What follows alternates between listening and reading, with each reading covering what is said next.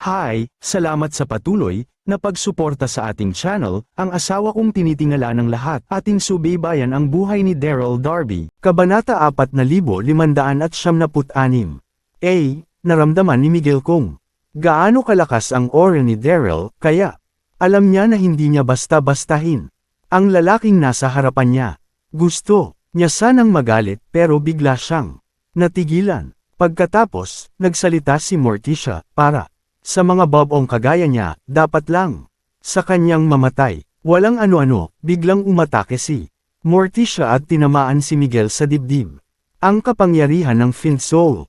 Tama ba? Yun nga ba ang kapangyarihan ng Fiend Soul? Halos mahimatay si Miguel. Sa sobrang gulat, kanina, narinig ko na may isang Fiend Martyr na sumugod dito sa Blazing Sun Gate, kaya nagpadala ang Godly Region ng mas maraming sundalo na magpapatrol. Siya ba ang tinutukoy nila? Hindi mapakali si Miguel at halatang takot na takot siya. Ikala ko pa naman ay makakapagsaya ako ngayong gabi. Bakit naman bigla siyang nagpapakita? Mukhang katapusan ko na. Wag mo muna siyang patayin. Natatawang sabi ni Daryl. Kailangan pa natin siya. Biglang umatras si Morticia at naiinis na sumagot, ano bang plano mo? Ano ba talagang gusto ng Darren na to? Ang sabi niya ilalabas niya ako sa Blazing Sun Gate na ta, bakit niya ako dinala dito? Para panoorin tong malabag na general na to. Hindi sumagot si Daryl. Bagkus, sinenyasan niya ang mga sumasayaw na babae na lumabas. Pagkatapos, lumapit siya kay Miguel at sapilitang pinakain ng isang pil. Ikaw, wala nang nagawa si Miguel, kundi ang lunukan ng pil. Habang tumatagal ay lalo siyang kinakabahan. Panipi, anong nilagay mo sa bibig ko? Siyempre, lason. Ngumiti si Daryl at nagpatuloy, ang tawag sa lason na yan ay Heart Eater Pill at ako lang ang may gamot para dyan. Sa oras na kumalat, yan, mabubulok kaagad ang katawan mo. At mamatay ka kaagad, kaya ang payo ko sa'yo ay wag na wag mong susubukang i-activate ang internal energy mo kasi mas mabilis kakalat ang lason na yan. Biglang namutla si Miguel. Anong gusto niyo sa akin? Ngumiti si Daryl at sumagot, simple lang naman, sabihin mo sa akin kung nasaan ang sikretong daan para makalabas ng Blazing Sun Gate at ibigay mo sa akin ang token mo. Sa oras na makalabas ako ng ligtas, may ipapadala ako na magbibigay sa'yo ng gamot. Ano? Gulat na tumingin si Miguel kay Morticia. Gusto niyang patakasan ang Fiend Martyr na yan. Lahat ng mga sundalong nagpapatrol sa Blazing Sun Gate at hinahanap ang Fiend Martyr na yan. Ano na lang ang gagawin nila sa akin sa oras na malaman nilang pinatakas ko siya? Bakit? Panipi tuldok. Huwag mong sabihin sa akin na handa ka ng mamatay. Sige, sasabihin ko sa inyo. Nanginginig ang buong katawan ni Miguel habang paulit-ulit na tumungo kay Daryl. Kahit nalabag sa loob niya, nararamdaman niya kung gaano kalakas si Daryl kaya natatakot siya. Hawak niya ang buhay ko. Sa sumunod na 2 minuto, sinabi ni Miguel ang sikretong daan palabas ng Blazing Sun Gate. Pagkatapos, binigay niya rin ang token niya kay Daryl. Doon lang nakahinga ng maluwag si Morticia. Mukhang matagal niya, tung plinano pero nakakabilib ha. Bakit hindi ko naisip yun? Oo nga pala, tinignan ni Daryl si Miguel at nagpatuloy, kailangan din namin ng damit. Sa isip ni Daryl, hindi kami pwedeng maglakad-lakad ni Morticia dito nang nakaganitong kasuotan dahil magiging mainit kami sa mata ng mga sundalo at mas lalaki lang ang problema namin. Matalino si Miguel at walang pagdadalawang isip siyang tumungo. Nagmamadali siyang lumabas ng hall para kumuha ng mga damit. Walang pagdadalawang isip, nagbihis sina Daryl at Morticia. Nang makita ni Morticia na nakasuot si Daryl ng armor, biglang bumilis ang tibok ng puso niya. Aba, ang gwapo pala kapag nakasuot ng armor. Kabanata 4597. Bagay na bagay sa tangkad at matipunong katawan ni Daryl ang suot niyang armor.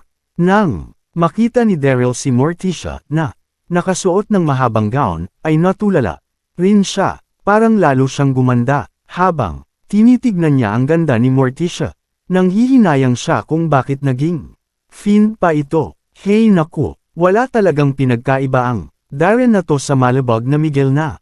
Yun, nasa alanganin na nga kami, nagawa niya pang mangmenyok. Alam ni Daryl kung ano ang tumatakbo sa isip ni Morticia kaya natawa siya at nagpaliwanag, haha, bakit? Mukha ka kasing diwata at sa tingin ko malalaman pa rin nila na diwata ka kahit na magsuot ka ng ganyan. Tama, sumang-ayon din si Miguel.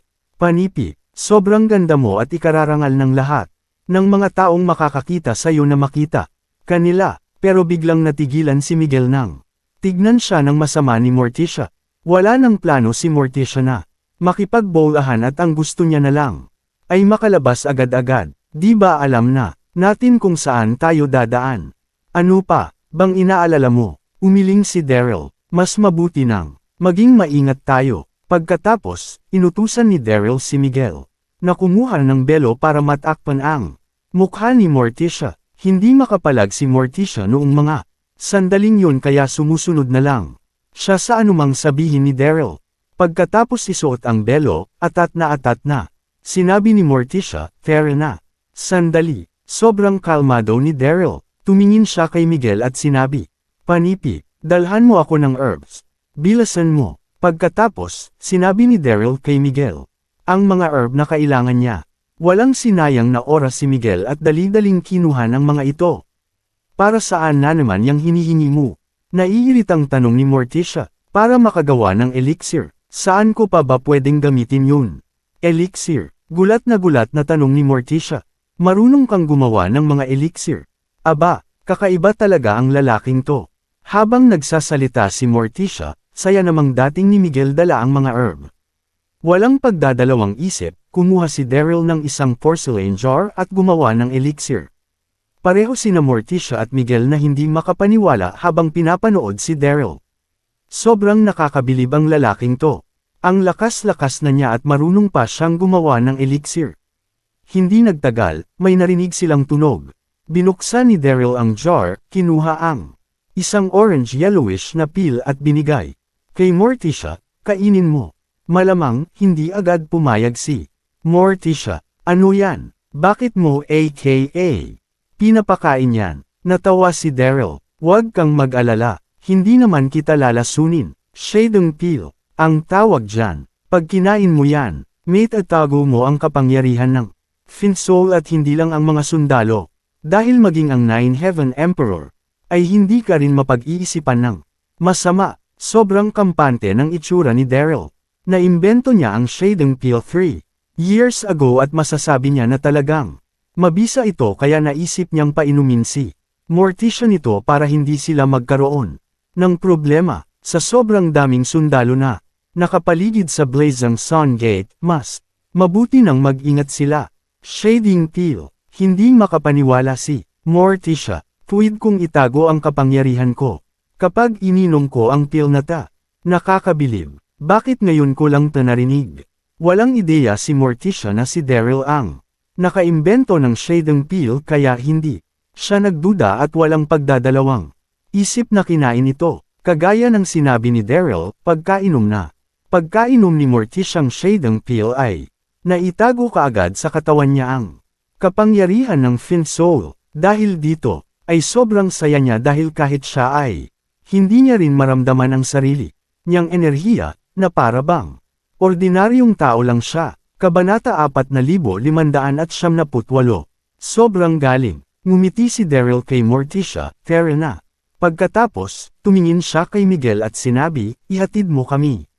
"Sige, sige." Nagmamadaling tumungo si Miguel at sinamahan sina Daryl sa labas para buksan ang sikretong daan. Dito, pagkapasok nila sa sikretong daan, nagtanong si Morticia, "Sinong nagturo sa'yo na gumawa ng peel?" "Sa pagkakaalam ko, bihira na lang ang mga marunong gumawa ng peel sa panahon ngayon." "Maswerte pala ako." Ngumiti si Daryl at walang pagdadalawang isip na sumagot, "May napulot akong libro noon kung paano gumawa ng peel sa bundok at doon ako natuto." Hindi naman nagsinungaling si Daryl. Dahil nakuha niya talaga ang elixir. Manual sa basehan ng Donghai City. Pakiramdam ni Morticia ay, niyayabangan siya ni Daryl kaya naiinis siya. Pagkalipas ng 10 minuto, nakalabas sila sa sikretong daan sa pangunguna ni Miguel. Sumalubong sa kanila ang isang kuweba sa basehan sa labas ng Liang Pass. Sa wakas nakalabas na siya.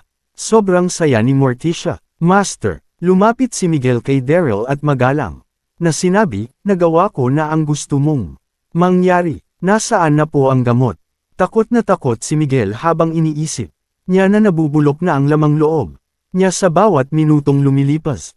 Ngumiti si Daryl at tumungo. Kumuha siya ng pil mula sa kanyang bulsa at binato kay Miguel. Kalahating taon lang ang bisa ng gamot na yan.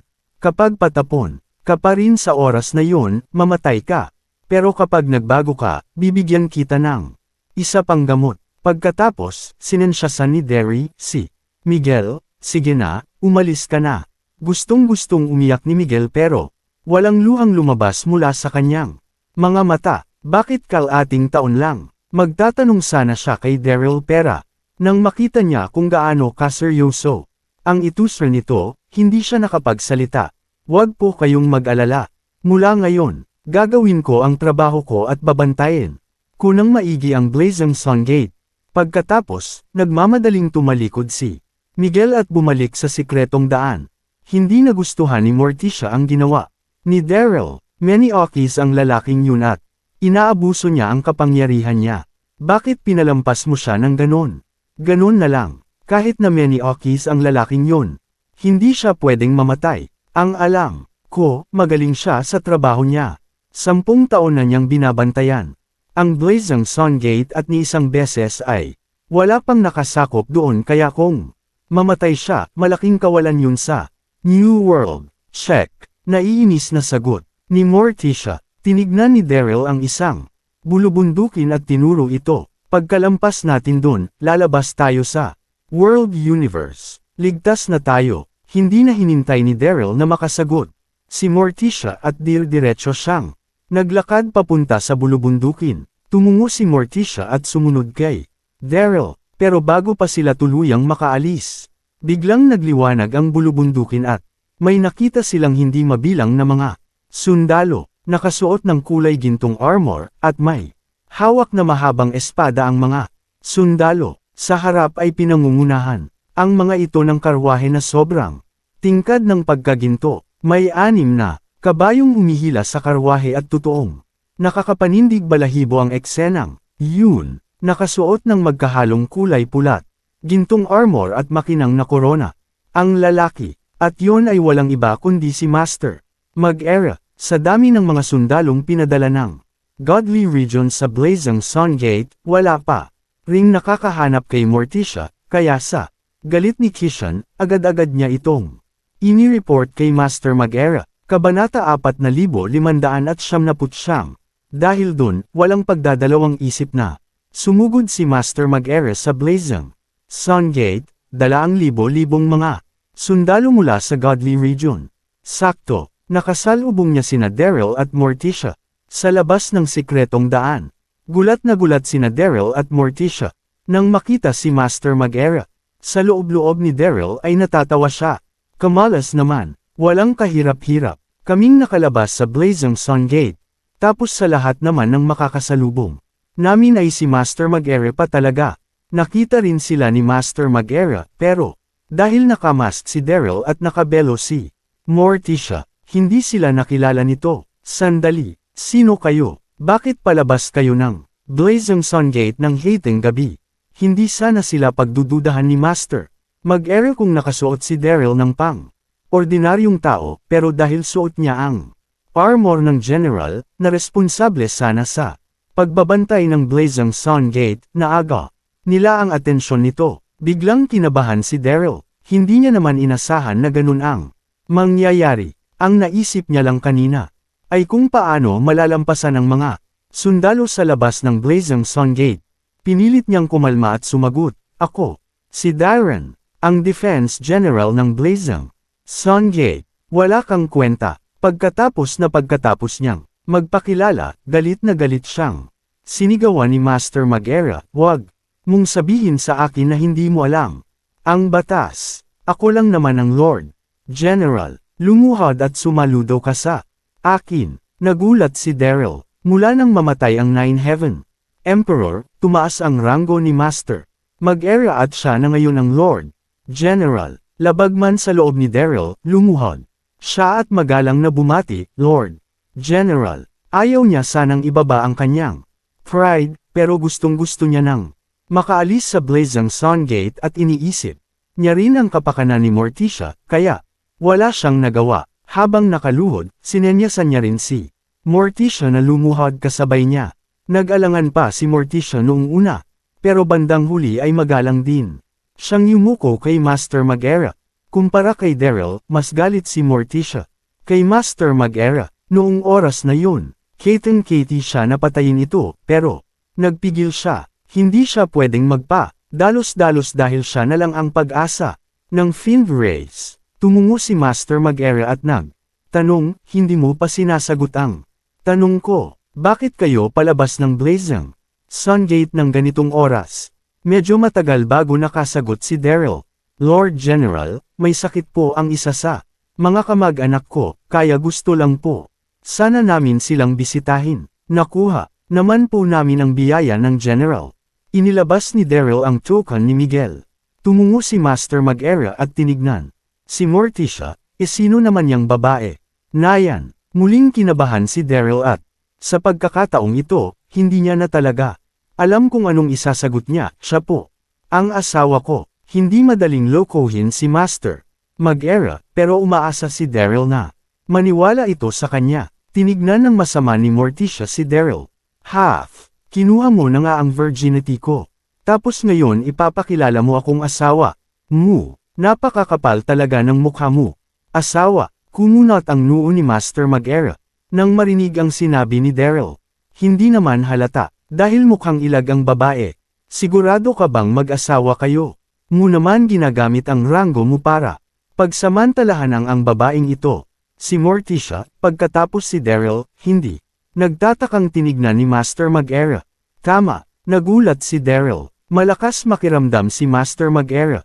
Kaya napansin niya kaagad na kakaiba sa dalawa. Dahil dito, nagpapanik na hinawakan ni Daryl ang kamay ni Morticia. Honey, huwag kang mag-alala, gagaling din ang kamag-anak mo. Huwag ka nang malungkot. Tignan mo, pati ang Lord General ay iniisip tuloy na pinipilit lang kitang sumama sa akin. Magpakilala ka sa kanila. Kabanata 4,600. Lumapit si Daryl kay Morticia at Bamulong, gusto mo bang makaalis? Hindi tayo makakaalis dito hanggat hindi natin siya nakukumbinsi. Bilasan mo na. Sobrang labag sa loob ni Morticia sa gustong ipagawa sa kanya ni Daryl, pero pinilit niyang kumalma. Tama si Daryl, pero galit na galit talaga si Morticia. Hindi niya matanggap na tatawagan niyang asawa ang taong nanamantala sa kanya. Pagkalipas ng ilang segundo, huminga siya ng malalim at sinabi, Honey. Namula ang buong mukha ni Morticia sa sobrang hiya. Nasusuka siya sa ginawa niya, pero may pagpipilian ba siya? Kailangan niya nang makaalis sa lugar na yun sa lalong madaling panahon. Masayang tumungo si Daryl. Hindi niya inakala na makikita niyang namumula ang isang mayabang na Fiend Martyr, kaya sa loob-loob niya ay sobrang natatawa siya noong tinawag siya nitong Ngoni. Muli, tumingin si Daryl kay Master Mag-era at magalang na sinabi, Lord General, pwede na po ba kaming umalis? Tumungo si Master Mag-era. Sige, pero may isa pa akong tanong. Ano po yun? Di ba ang sabi mo ay uuwi kayo sa mga kamag-anak nyo? Bakit wala kayong kasamang mga sundalo? Kalmadong tanong ni Master Mag-era, kahit na hindi naman ganong kataasan ang ranggong General, mas maganda pa rin na may kasama itong sundalo. Napakamot si Daryl at nag-isip ng palusot. Lord General, may Fiend Martyr po kasi sa loob ng Blazing Sun Gate. Ngayon kaya abala ang mga sundalo na hanapin siya. Kumpara sa problema ng pamilya namin, mas mahalaga pa rin ang seguridad ng Blazing Sun Gate. Sobrang seryoso ng tono ni Daryl habang nagsasalita, kaya hindi siya pinagdudahan ni Master Mag-era at sumang-ayon. May punto ka, mahalaga nga na mahuli ang Fiend Martyr na yon. O siya, makakaalis ka na. Sa wakas, nakahinga na ng maluwag sina Morticia at Daryl. Napaniwala nila si Master Mag-era. Dali-daling hinawakan ni Daryl ang kamay ni Morticia at mabilis na naglakad. Palayo, sandali, kahit nakapani-paniwala ang mga sagot ni Daryl, may masamang kutob pa rin si Master Mag-era. May dalawang gate ang Blazing Sun Gate. Ang isa ay nasa timog at ang isa naman ay nasa silangan. Kung uuwi lang naman ang general sa pamilya nito, pwede itong dumaan sa dalawang gate na yon, pero bakit sa norte ang mga ito lumabas? Huminto si Daryl sa paglalakad at humarap kay Master Mag-era. Ano po? Yun, Lord General. Kumunat ang noo ni Master Mag-era. Saan kayo nakatira? Muling napakamot ng ulo si Daryl sa isang baryo na hindi kalayuan sa bandang timog ng Blazing Sun Gate. Mukhang kalmado si Daryl, pero sa loob-loob niya ay sobrang kinakabahan siya. Siyempre, nagsisinungaling lang si Daryl. Ilang beses pa lang siyang nakakapunta sa Blazing Sun Gate kaya wala siyang kaalam-alam sa mga baryo.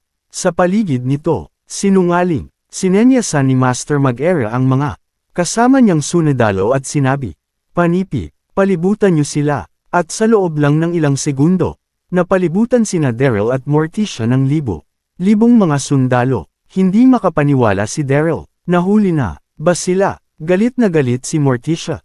Sobrang metikuloso ni Master Mag-era. Wala naman siyang nakikitang butas sa mga palusot ni Daryl, pero bakit hindi pa rin ito na kontento? Pinilit ni Daryl na kumalma at sumagot.